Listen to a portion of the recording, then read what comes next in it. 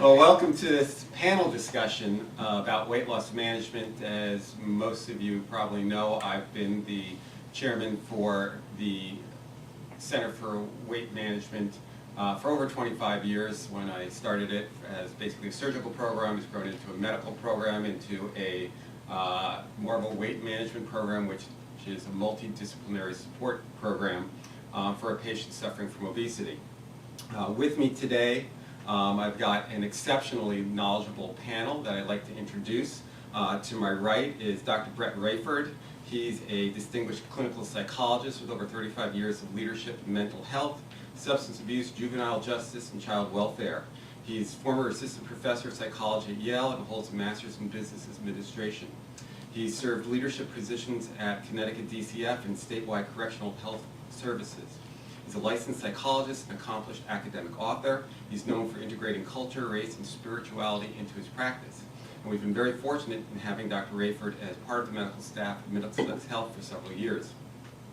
Next to him is Dr. Greg, who is a board-certified bariatric general surgeon here at Middlesex Health. He's been here with us now for 6 years. 6 years. Over 6 years, yeah. He has advanced training in minimally invasive and robotic surgery and is very dedicated to helping patients improve their health and quality of life through surgical care. Dr. Klimovich earned his medical degree from the University of South Carolina, completed his residency at Jackson Memorial, and continued his training in minimally invasive bariatric surgery at Yale School of Medicine. To Greg's right, we have Dana Cantiella. She is the lead director of APRNs in the weight management program. Dana is a nurse practitioner and certified bariatric nurse. She is certified by the American Academy of Nurse Practitioners and holds a doctorate of nursing. Dana also has earned her advanced practice assessment-based certificate in bariatric surgery and obesity medicine from the American Society of Metabolic and Bariatric Surgery. In addition to her clinical practice, in which she really delivers some top-notch care to patients with obesity, Dana is an active member of the Connecticut chapter of the American Society of Metabolic and Bariatric Surgery and has advocated for state legislature and expanded insurance coverage for bariatric surgery and anti-obesity medicines. And at the end of the table, last but definitely not least, Kitty Spedding. Kitty, who's worked with me for almost 20 years. 16 years? 13, 13. aging her. Kitty's been practicing, is a practicing registered dietitian for over 20 years now, spending the last 13 years in obesity medicine. She completed her undergraduate and graduate degree at the University of Connecticut and maintains a board certification as a certified specialist in obesity weight management since 2020. So, with this prestigious group, I'm going to lead off the discussion with an issue that I think everybody, even the non-medical people who might watch this, would be interested in, and that is, how do you broach the topic of weight with an individual? And I guess I would start with Brett, because you probably know the most delicate way to do it. Yeah, thank you, Don. So, some people will remember Carl Rogers. For people who don't, he's a practitioner from many years ago who led with a theory which essentially said that you should approach patients with unconditional positive regard, with empathy, and with a non-judgmental attitude. And so the reason that's important, and I think a great sort of approach to this population, is that people who have grown up with obesity, they have suffered many microaggressions, major verbal aggressions.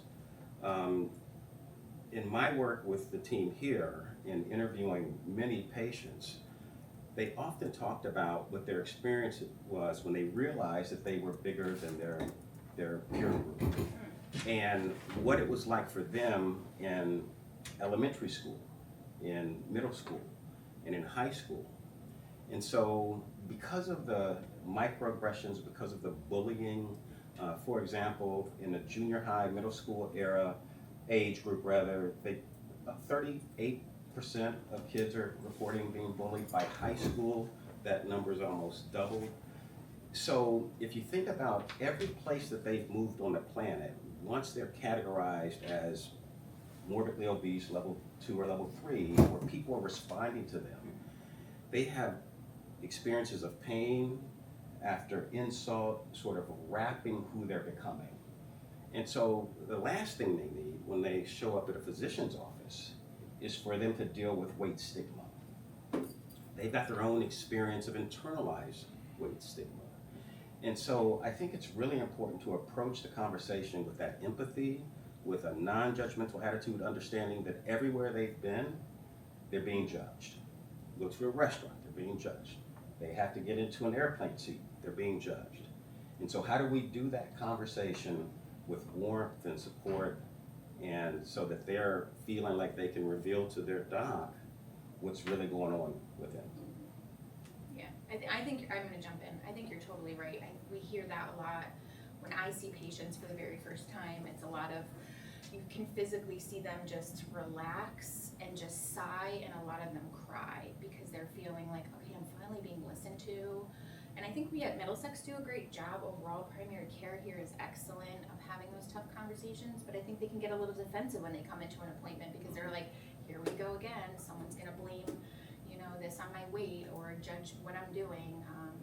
So yeah, I think just having that just really unguarded conversation saying we care about you, we want you to have the best possible health, live long, or finding out what their goals are. Because their simple goals can just be like, I want to be able to get down on the floor with my grandkids and get back up. Right.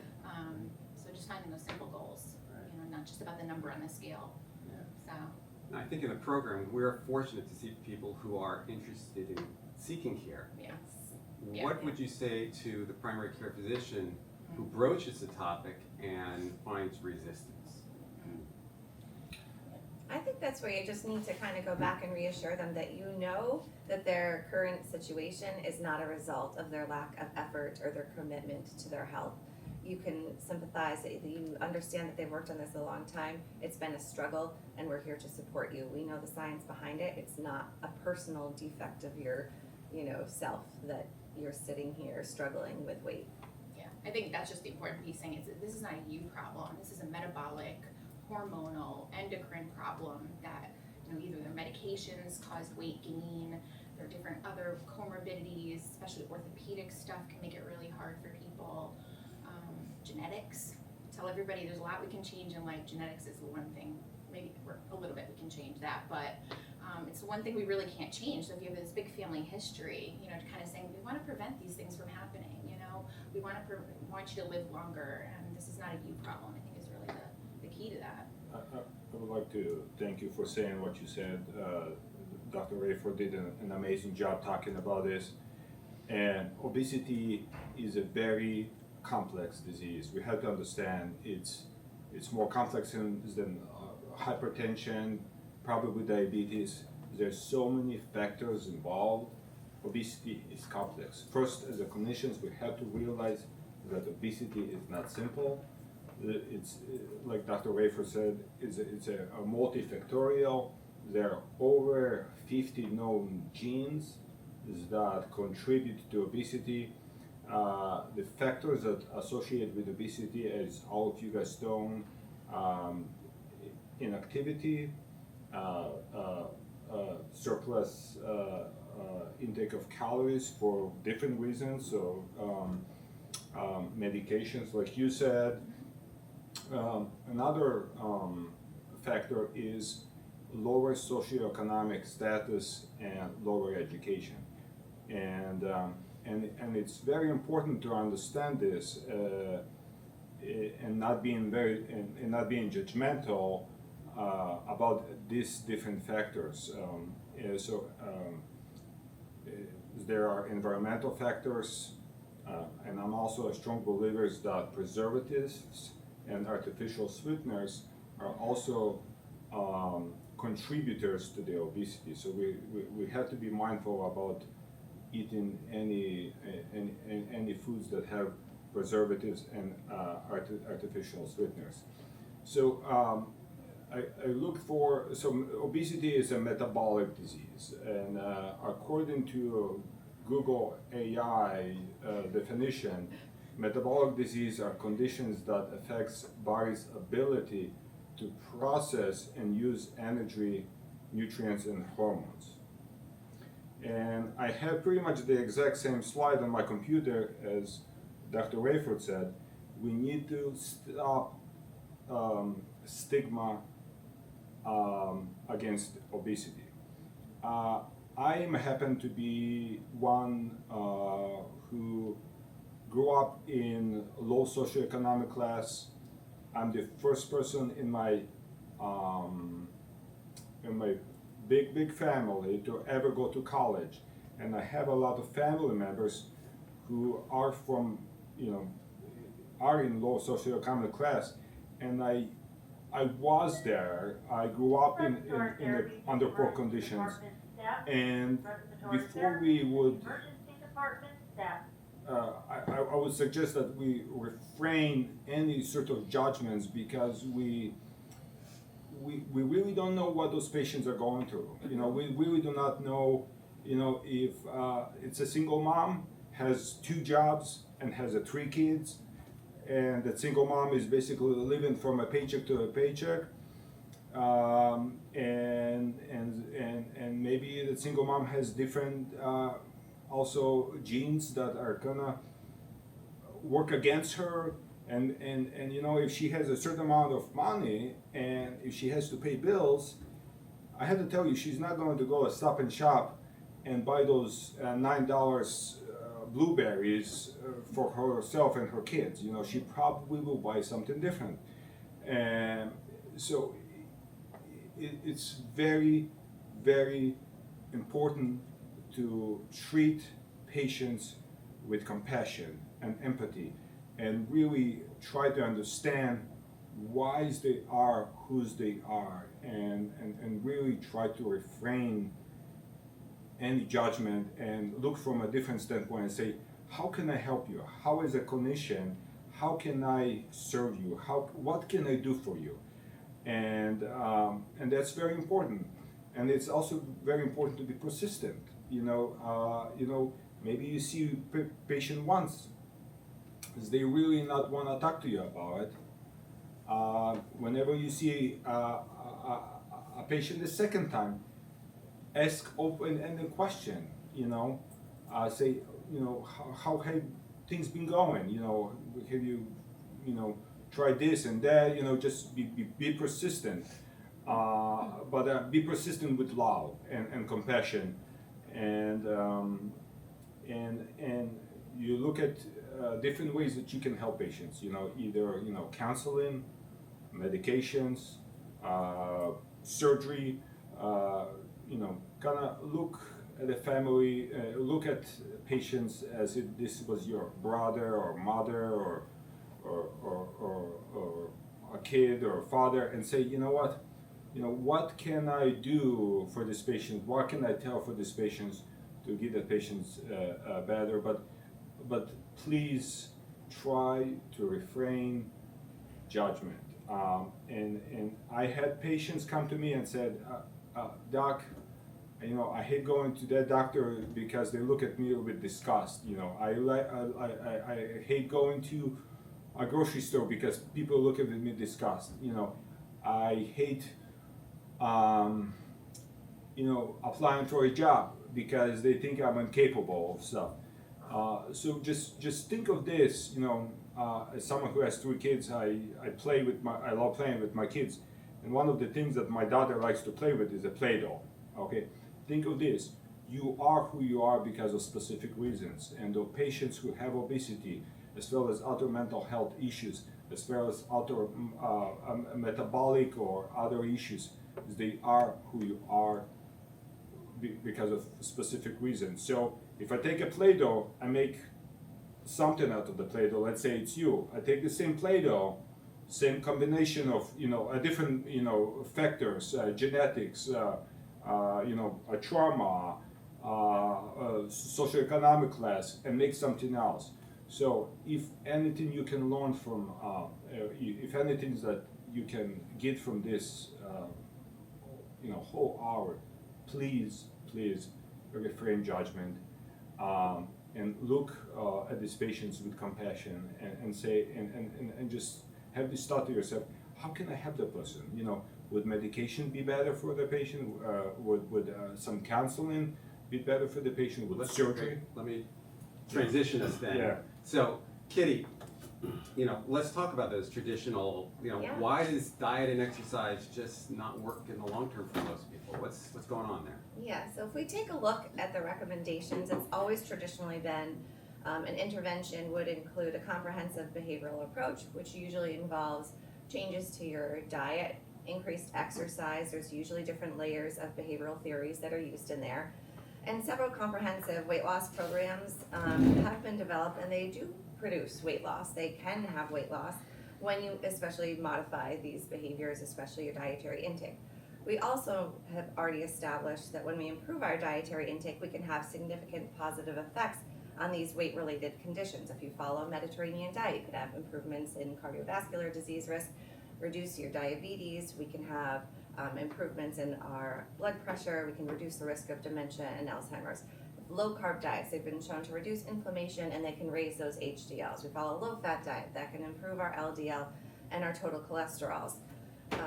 And when we compare diets of different macronutrient distributions to figure out which one has the greatest effect on weight, we have found that they're all equal. So it does not matter if you follow a low carb or a low fat, vegetarian, keto, intermittent fasting, they're all going to provide weight loss and all around the same amount.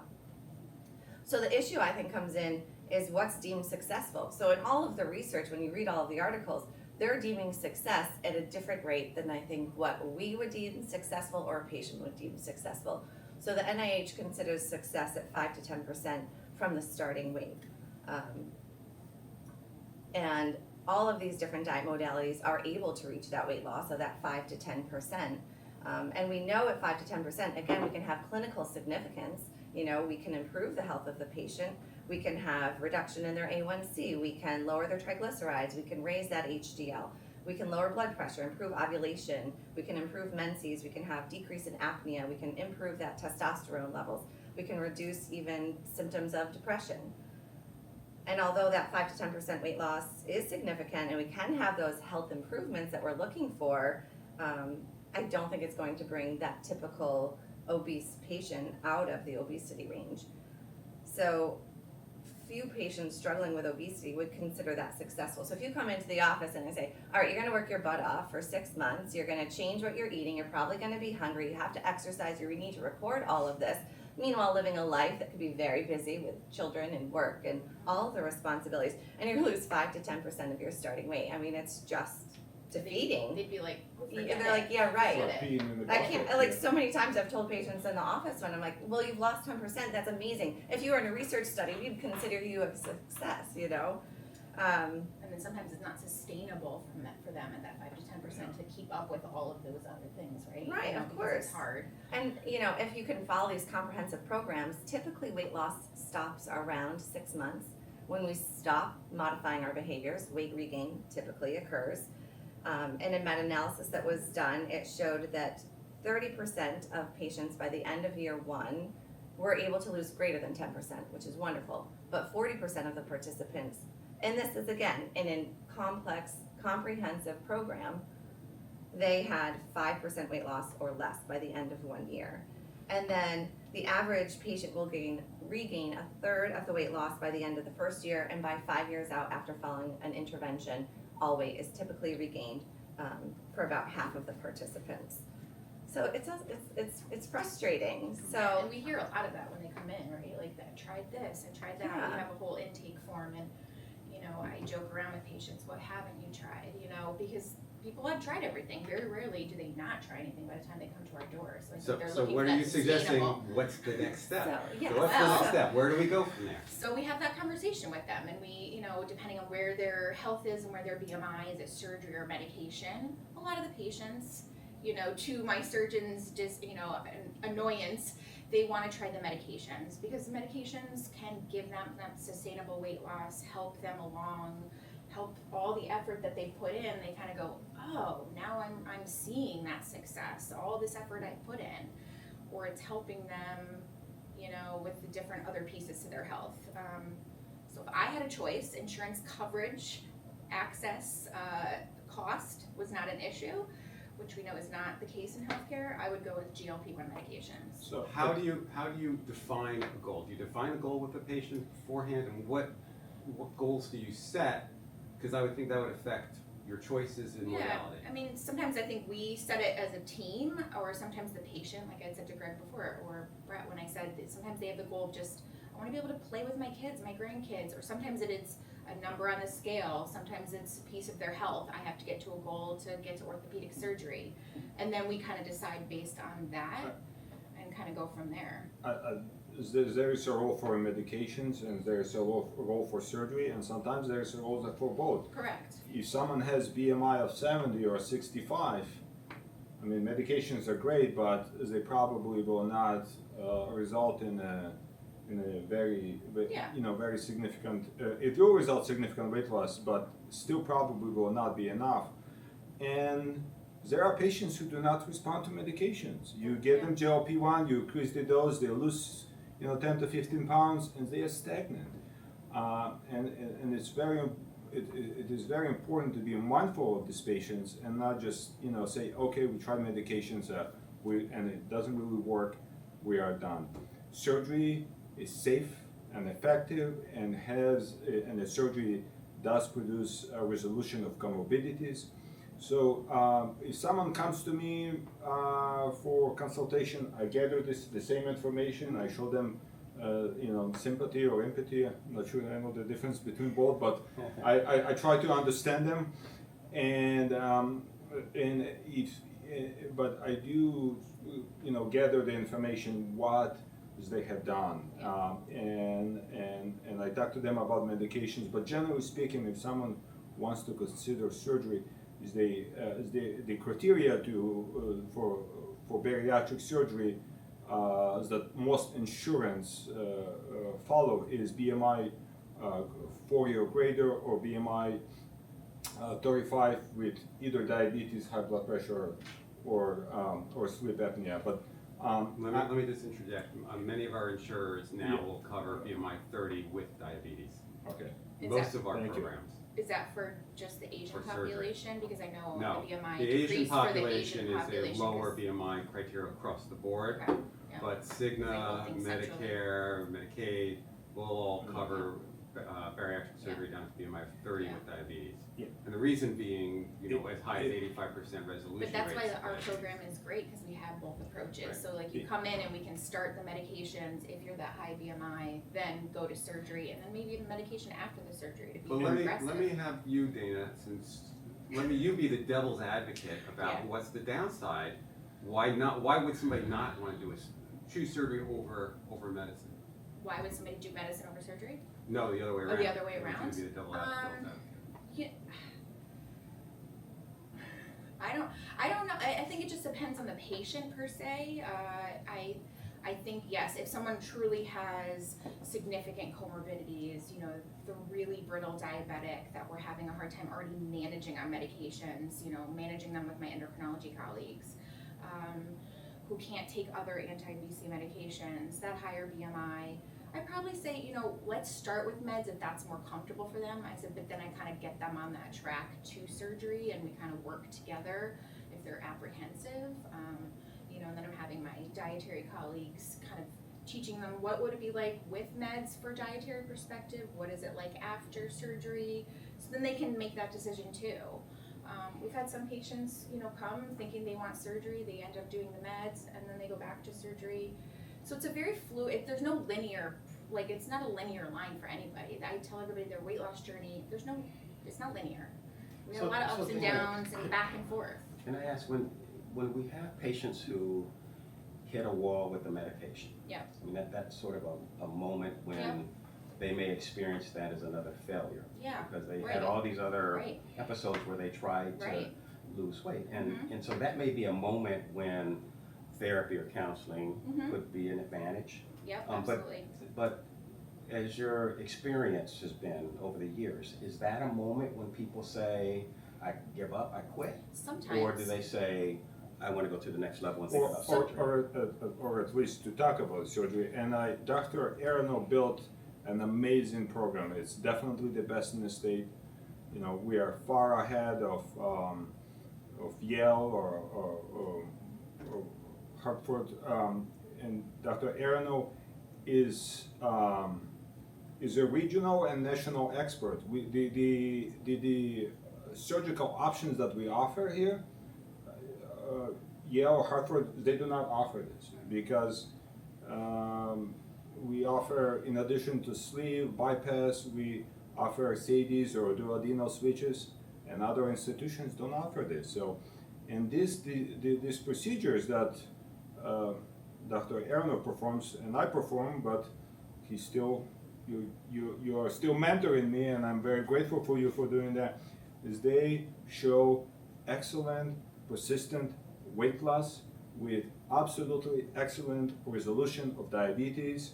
Around 80% or higher patients lose around 80% of excess body weight, and they maintain it. So it makes it's, you know, why would you not have a surgery if someone, you know, have significant medical obesity? Surgery is very safe. Patients don't always have to kind of live with this hunger, with someone try to control their weight, and a resolution of comorbidities.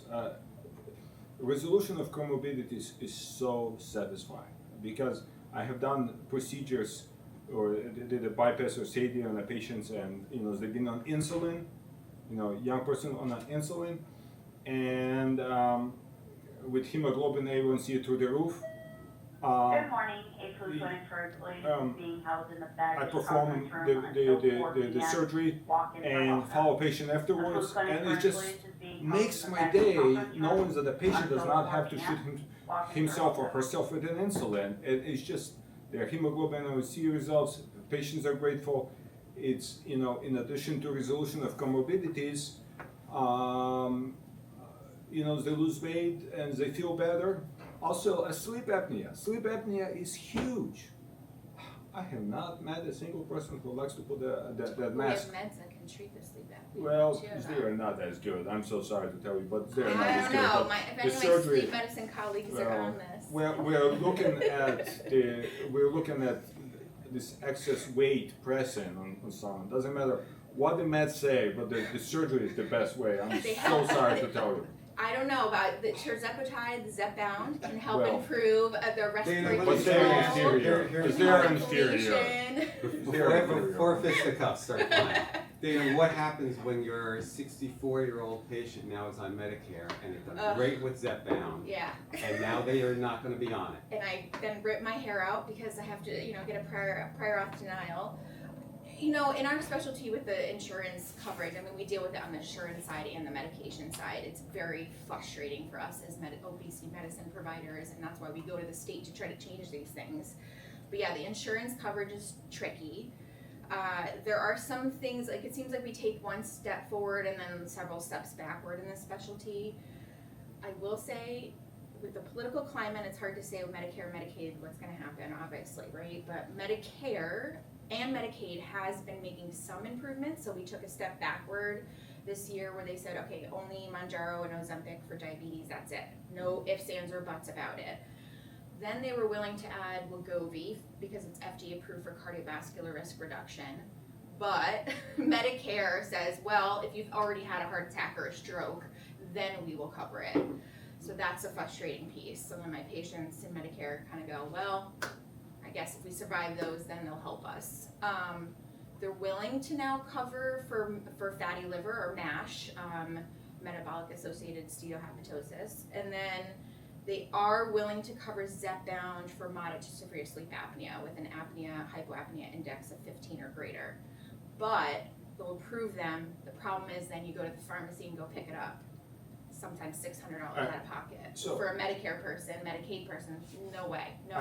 I find patients being frustrated with payments. Yes. You know, they come to me and we have to kind of step backwards and say why the person is in a situation as they are. And one of the reasons is You know, if someone is of lower socioeconomic status and lower income, and they have a certain amount of money, okay, and they have this like, hey, insurance is asking me, you know, pharmacy is asking me to pay $160. For one person, $160 per month might not be a big thing. Right. For that person, if they are living from a paycheck to paycheck, it might be something different. You know, Right.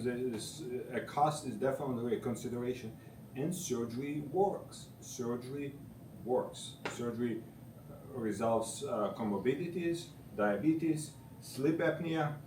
High blood pressure doesn't work as well, but it does. The meds do. Well, the high blood pressure is quite genetic, and I would say, well, the data shows 80% of patients with hypertension improve.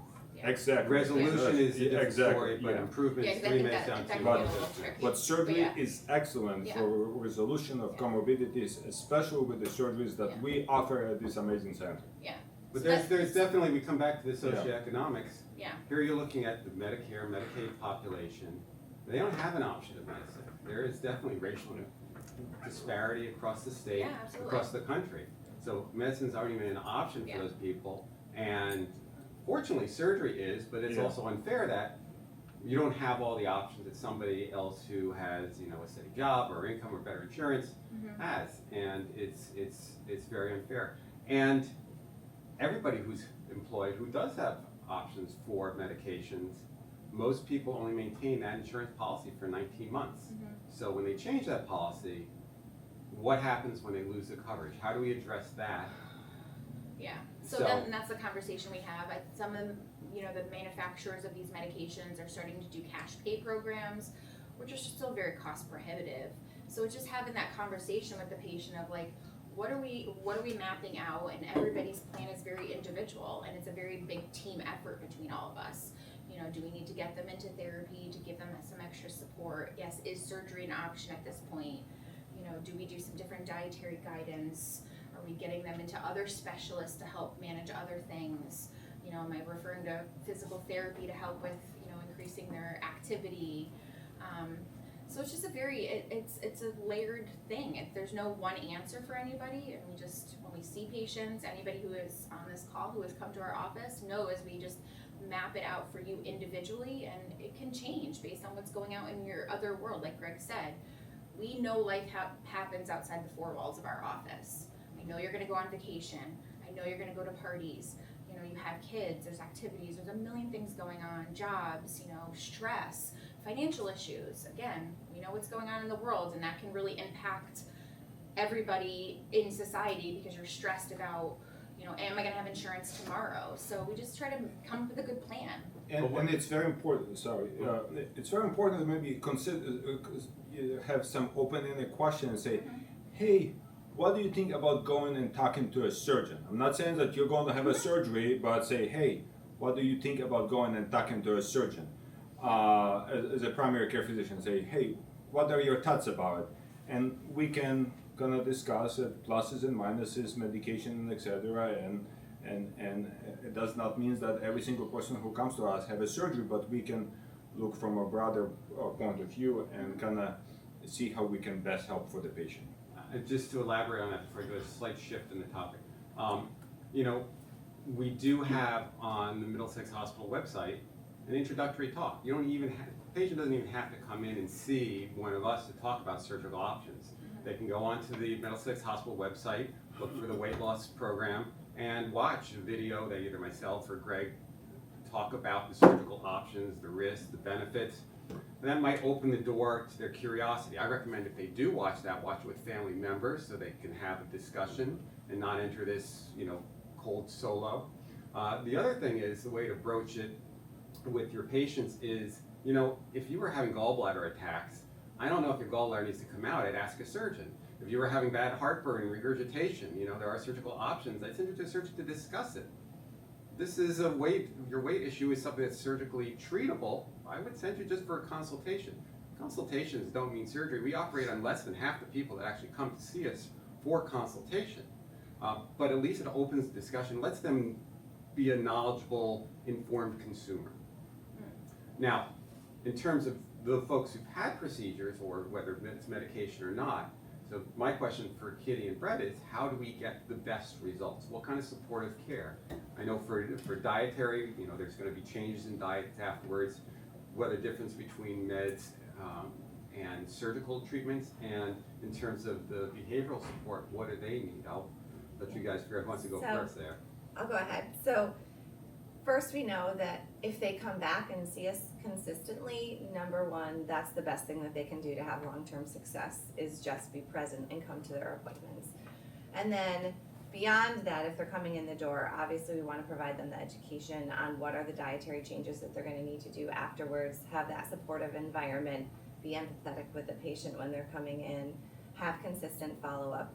I will say Middlesex is different than many other bariatric programs in that they do have to meet with the dietitian prior to surgery, and then after surgery they also have to come in to see us, not just if they're having an issue, but this is just standard part of the program. They're going to come and see us about a month after surgery, and then 6 months, and then a year, but we can always see them sooner if they're showing signs of needing a little bit more support. And the same thing with our medical weight loss program, is it's a requirement of the program to see the dietitian. Because it's not just one-sided. What we do every single day and putting into our body has a huge effect on our long-term health. If you're not following the recommendations, you're not going to feel good. You're going to have increased muscle wasting, you're going to have vitamin deficiencies. So by you can having have more side effects on the medications or after surgery if you're not following dietary guidelines too. Yeah, so to have the best results, you need to have that comprehensive program that we do provide for them. And they need to come in and see us. Even, I know many times they don't want to if they've had maybe some weight regain, or they're embarrassed to show us that, that they failed, which they have not failed. They need to come in. So even if you have a patient coming into your office and you've noticed they haven't been in to see their bariatric family in a while, then encourage them to come back in. We're not there to judge them, or we're there to support them. If everyone was doing what they were supposed to be doing all of the time, we would have no job, right? Like, I wouldn't be needed. Yeah. But no, that's what we're here for. I think the one thing we hear a lot is like, I thought you guys were going to yell at me. Oh, I thought you were going to be mad at me. I'm a failure. I'm like, oh, that's not at all. Like, that's Treat the not a patients thing. with compassion. Yeah, Yes. I think that's like Yeah. going towards Brett. Yeah, I would say too that the support groups that we have are crucial. So pre-surgery support, post-surgery support. I also think that this is a family illness. 100% Yeah, agree. 100% I think everybody needs to be on board. So if you look at the dog, probably dog is going to be overweight too. yeah, Yeah. but Yeah. there's a relationship to food that Yeah. probably transcends the one person. And if you Yeah. think about the family as a system, the family as an emotional unit. For example, if someone in the family has alcoholism, that alcoholism affects everybody in the family. Everybody accommodates that condition in some way, right? And so if the entire family has a relationship to food that supports one person's metabolic illness, then they've created these conditions that transcends that one person. And so children are growing up watching parents with their particular relationship to food. So in addition to the pre-group, support group, the post-support group, I think we should have family therapy, right? Brief model that is talking about all the things that they're learning from dietary and nursing, but what do we need to teach those parents about how they communicate with their kids? One of the things that fascinates me most is when you have a child that's morbidly obese, who doesn't have a job, who doesn't have access to get to the store. So somebody is creating the condition in the family to allow that child to have that amount of food. Now, what's the dynamic there? Why does that play out the way it does? I think that you can unravel that if you have the opportunity for family therapy to create this new model. The other thing that I think is important for ongoing success is, what do people really expect post-surgery? What is, the surgery is like the Big Bang. The universe is going to shift. What is it that we do for them so that they start to reorganize their life, their relationships to other people, who they are spiritually, how they see themselves in the mirror? what is it that they expect? Is it a realistic expectation? And that's a conversation that they have with the entire team. But that reorganizing of the universe after the Big Bang surgery, I think is important. And the more we understand about who they were before the surgery from a personality perspective, the better we are to help them build a successful journey after the surgery. Yeah, because I think some of them think their life is going to change completely for the positive and be this 100% life afterward, and sometimes their life falls apart afterward Yes. because of the dynamics at home, right? Right. Their partner, liked them at a higher weight. Right. Now that they're feeling better in their skin and getting out, socializing, being more, I don't like this, what's going on with you? You're different, And so I think there's a lot of layers to it. It's probably one of the chronic conditions that really has so many different layers, and there's all these different outside forces. And then I even, knowing that family dynamic outside is important too, because I do see patients where, I'll kind of share a little bit of a story, I don't want to give away too much, but this one particular person, I think a lot of what she's dealing with metabolically now was because of stuff she dealt with as a child. They were keeping food from her, making her over-exercise, so I think it metabolically really messed her entire body up, and now she's having a hard time getting things back on track. And so I think knowing that kind of stuff, like disordered eating was forced on her. Yeah. Knowing all those things. And at what age did that happen, Dana? So if you think Right, about she the was like psychosocial stages of development, right? Yeah, So exactly. is that happening at 9? Mm-hmm, yeah, Because the Yeah. developmental task at 9 is different than the developmental task at 12. yeah, Is it happening in adolescence, right, right? At that moment when you're dealing with role confusion versus identity development, who you Yeah. are as a person. yeah, So those things matter from a psychological perspective. So then you build, your ongoing course of treatment right, with all of us, right. cognizant of when it started and Right. what those dynamics were. Yeah, I think it's like all of that is just, and we find all this stuff out, and a lot of patients who see us, I've been here 6 years as well. Greg started like right before me, and I've worked with some of these same patients from the start, and you get to learn a lot of the dynamics in the background, and you kind of go, oh, this is why. But when it comes to people feeling the failure or the blame, I kind of say to the patients when they're with me, I go, well, you would get a medication for your blood pressure if your blood pressure was up. You'd get a medication for your cholesterol if your cholesterol was up. And then when you get those things corrected, nobody goes, okay, well, we're taking the med away. You're done. You should do this yourself now. So I always try to kind of play that advocate to show them this is not a them thing. This is a metabolic. It's hormonal. And again, the medications are great. Not as great as surgery. The thing I've seen, a couple observations that I've seen with my career is, number one, doesn't matter what goals you set, new goals develop, and the original goals often get forgotten. Number two, the body image does not keep up with the body reality. You'll see patients in the waiting room who are, skinny, sitting in the bariatric chairs as if they need this large chair, still taking their shoes off when they get on the scale. So that self-perception doesn't continue. The other thing I see is that these treatments, whether it be medication or surgery, is also family therapy, because they're the main household runners. Sometimes the wife might be the secondary person in the household. She's going to be the subservient. And all of a sudden, now they've empowered themselves. They're feeling better, and when their eating behaviors change, and it's not. I want to be clear. We say eating behaviors. This is metabolic treatment. We're doing metabolic surgery, metabolic treatments.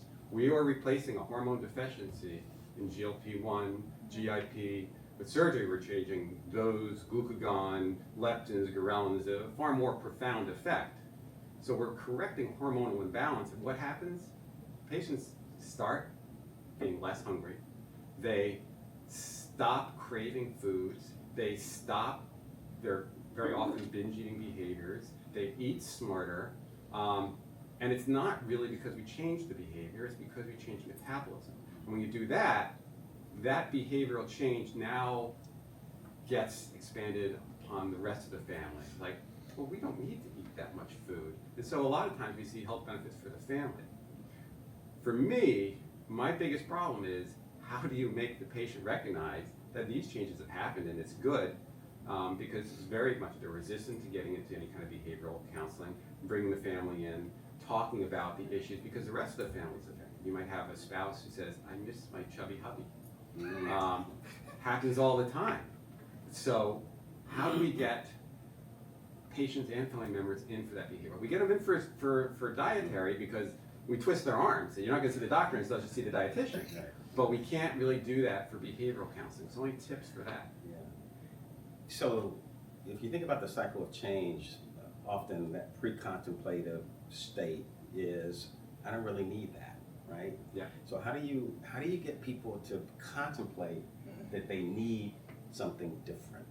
Because what they have, their current state, is comfortable enough. And so motivational interviewing is a strategy to help people move through a point of ambivalence. And so one of the things you do to get people to contemplate a change is begin to think with them about what that change would look like, not just for them, but for their family members, right? And so I found that many of the people that I interviewed during the psychodiagnostic assessments was, I don't want this to affect my children. The children are like the source of motivation. And so, well, what do you mean? How might it affect your children? Well, you know, I have a lot of products in the house that aren't healthy because I like them. And I know they're bad for me, and I know they're bad for my children, and I don't want them to form the relationship to these bad foods that I had. And so, is that enough to move someone from pre-contemplation to contemplation to action?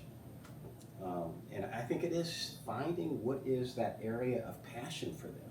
And so, what about a person without children? Well, they used to be a fantastic tennis player.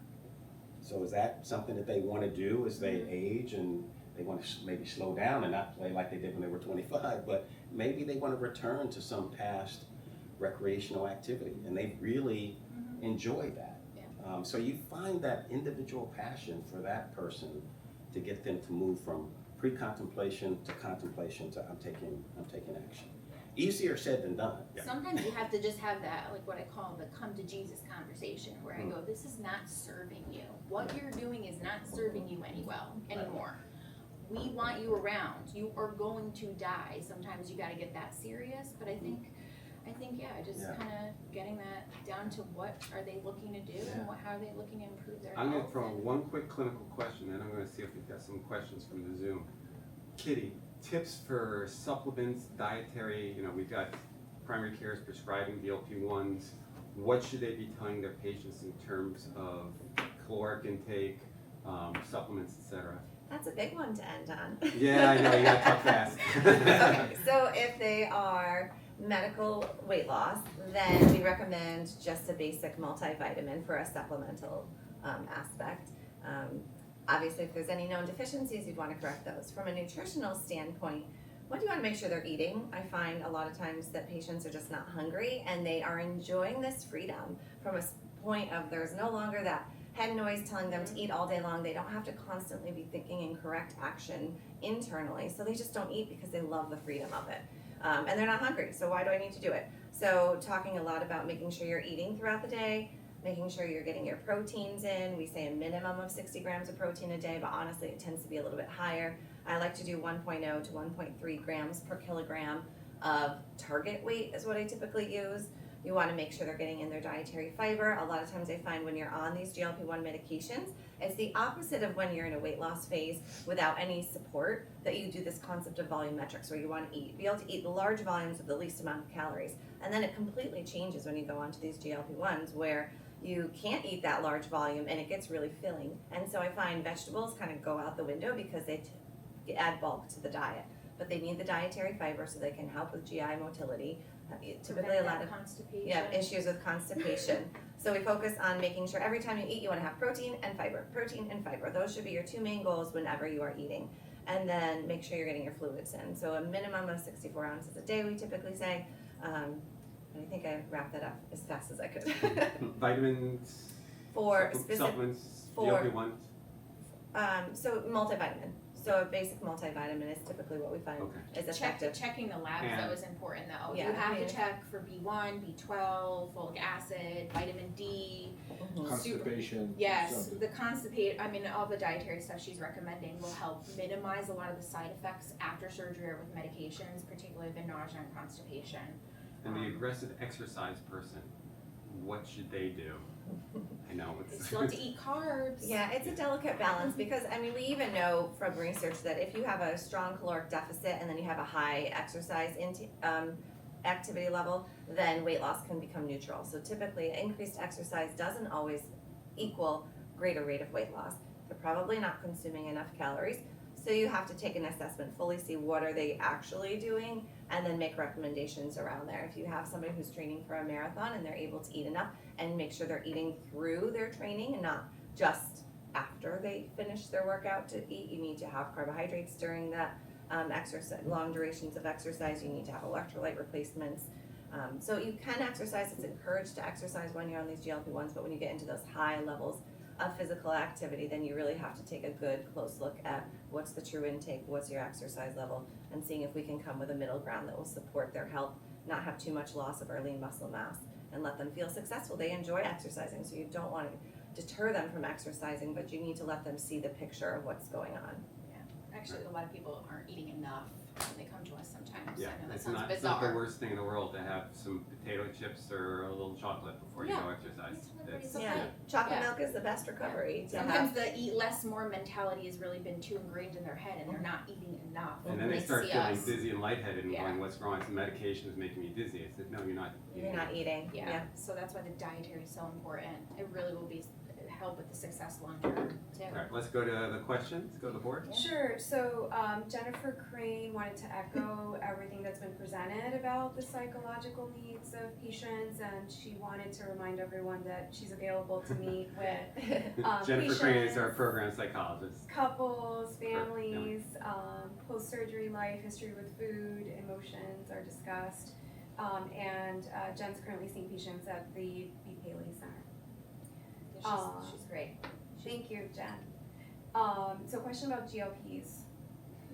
Have you found that GLPs stop working after a while? If so, why is this? And how does a person maintain weight loss after GLP treatment? So yeah, there's a lot of questions. So yes, can they kind of get to that point where, okay, it's not working anymore? It might just be the GLP-1 med that they're on. A lot of the time I find, Ozempic, Wegovy were our first ones.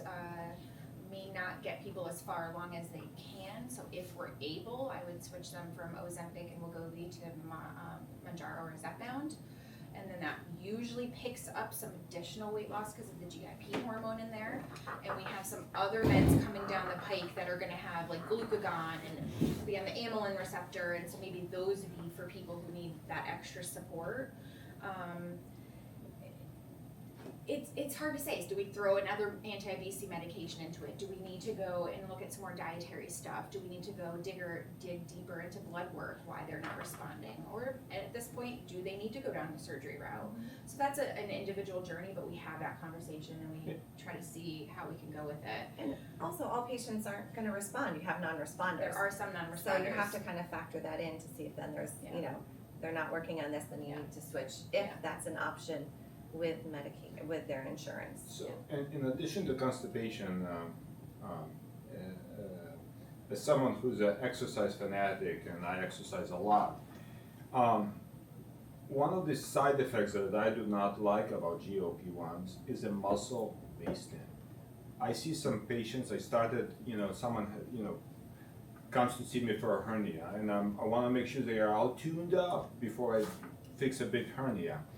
I send to you guys to put on your drugs if they are not interested in bariatric surgery, and they come in and I'm thinking in my head, Jesus Christ!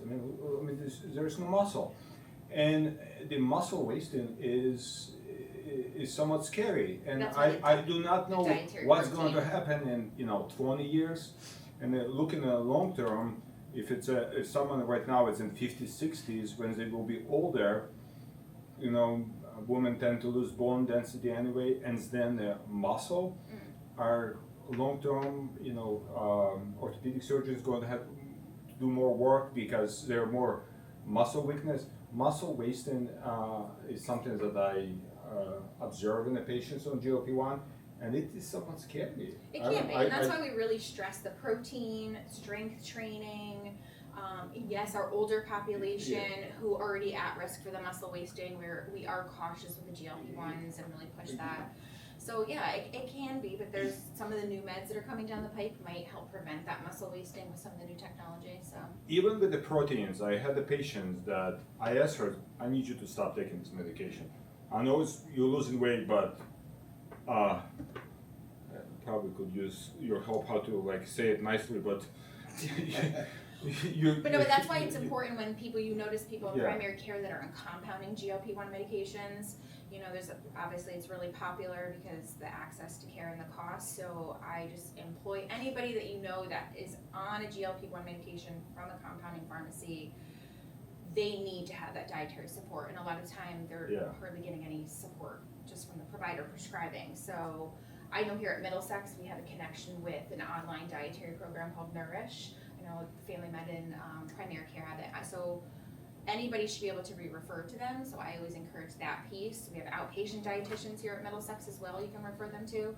But that part is really important for sure. And I think the strength training is important. So the strength training obviously is important, but we had to kind of go backwards and see why these people suffer with obesity and to begin with, and a lot of them, can't afford to go to the gyms. They don't have time and etc. But I worry about muscle wasting, especially not within next 5 years, but as patients get older, their probably stability is going to be affected if they're chronically on it. There will be probably prone to fractures, and if someone is in the late 70s and they break the hip, Let's another question. So this one's about access. So I cannot get my patients into your group. Are you taking new patients, and how long is the wait? Medical weight loss is closed as of right now, only because volume for medical weight loss. We're open to Middlesex employees and their dependents, but outside of that, no. One, because we're having some changes with the staffing. There's somebody going out on maternity leave soon. So, but surgery is always open. We have e-consult, so anybody who has any questions about what potentially to get somebody on. A lot of insurances, I know sometimes people send them to us thinking we have some magic wand with insurance though too. I don't. I just kind of know the questions that are going to be asked. So I always encourage any other providers out there, please reach out to us nurse practitioners from the medical weight loss side if it's about it for us. I am always happy to guide you, give you tips and tricks with insurance. We have a lot of patients who work in the health system that know this too, so. Don't hate me for this suggestion, but can you drop a fact sheet for guiding people with those? I'll curse you under my breath later, it's okay. But No, it's okay. One piece of paper will save you 20 consults. Yeah, I think I just saw something pop up. Employees can still come to us. So employees, if you have Middlesex Health insurance, you're a Middlesex Health employee and your dependents can still come to us. That's not an issue. You can make an appointment, a referral needs to get put in, and then our person calls you. So employees, it's still open. And the rationale for that is because we are the only ones that can prescribe those medications for Middlesex Health employees. We might be making some compensation for that. And then so we'll save for that. anyone who's had bariatric surgery Yes. in the practice, even if it was 20 years ago, They're always welcome welcome to come Yes. back in. So And that's never Thank you. closed. Yes. Yeah. And if someone, for neither for hernia, I do lots of hernias, especially if it's a big hernia. I do send patients if they are not interested in bariatric surgery, I do send for a medical weight loss to kind of tune them up and kind of optimize it. Don't tell people that. Backdoor entry though, just. Well, I have to do what I have to do for my patients. No, but Patients come I first. please encourage all providers, if you have questions about meds and questions about insurance, anything, please do not hesitate to reach out to any of us nurse practitioners through chat or wherever. We're always happy to help. I know insurance is the bane of all of our existence. You got any others? No, that's it, and we're at time. On time, Okay, perfect. Yeah, all right. I want to thank for your attention, everyone, and thank you for an opportunity to be here. Well, I want to thank my panel here for coming in early in the morning, some of you on your day off. I appreciate On your it. birthday. It's my birthday today. Oh, Happy birthday. and on your birthday. It's okay. And I'm privileged to work with all of you, so thank you for joining me today. And Thank you. thank you for having building us. this amazing center. So. Yeah, Yes. thank you, And everybody. again, thank you to our panelists and thank you to our attendees for joining us this morning. Have a great day. Stay well.